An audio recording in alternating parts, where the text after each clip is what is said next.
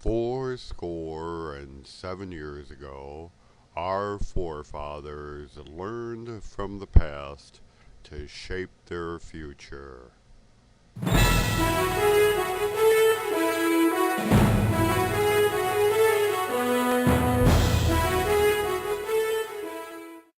I pledge allegiance to the flag of the United States of America and to the republic for which it stands, one nation, under God, indivisible, with liberty and justice for all.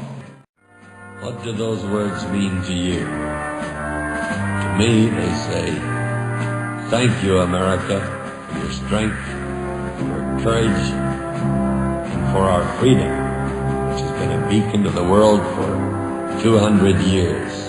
Of the United States of America, whose bright stars are 50 states, each bearing its own stamp of individuality. People, 200 million strong. People who have come to her from all corners of the earth. And to the republic for which it stands. A land of laws, an ingenious system of checks and balances that allows no man to become a tyrant and lets no group prevail if their power is not tempered with a real concern for the government. A land where the right of dissent and free speech is jealously guarded, where the ballot box is the sword and the people its wielder. One nation under God. A land where freedom of worship is a cornerstone of her being. A land graced with temples and churches, synagogues and altars that rise in profusion to embrace all the religions of the world. Indivisible. A land forged by the hot steel of raw courage, and formed forever by the awful crucible of civil war. With liberty. Where man in pursuit of an honest life will not be denied his chance. Where her citizens move freely within her vast borders without hindrance or fear. A land brimming with opportunity, where freedom of choice is the guideline for all. And justice. The courts of our land are open to all. Its wheels of justice grind for all causes, all people.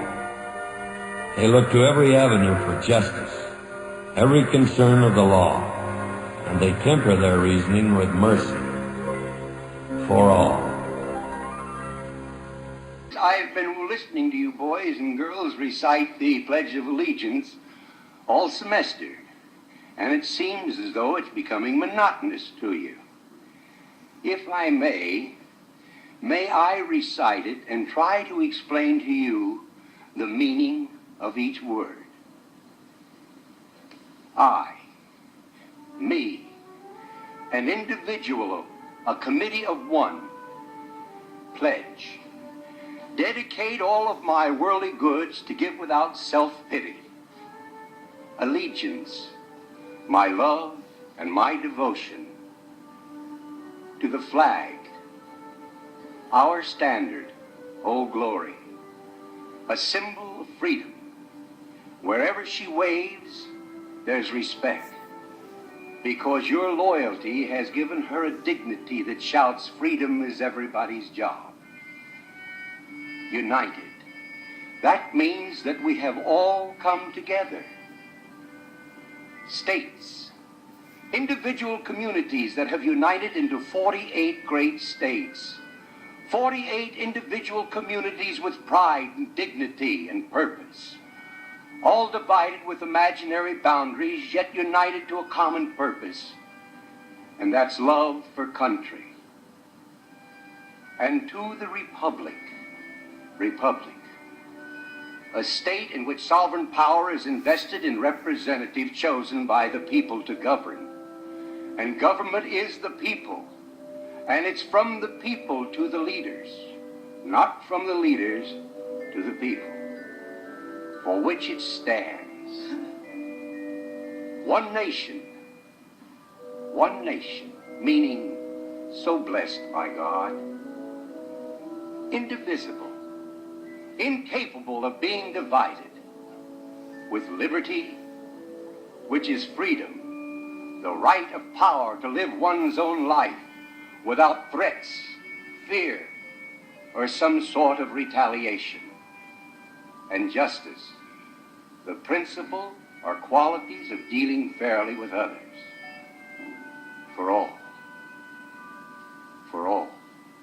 Which means, boys and girls, it's as much your country as it is mine.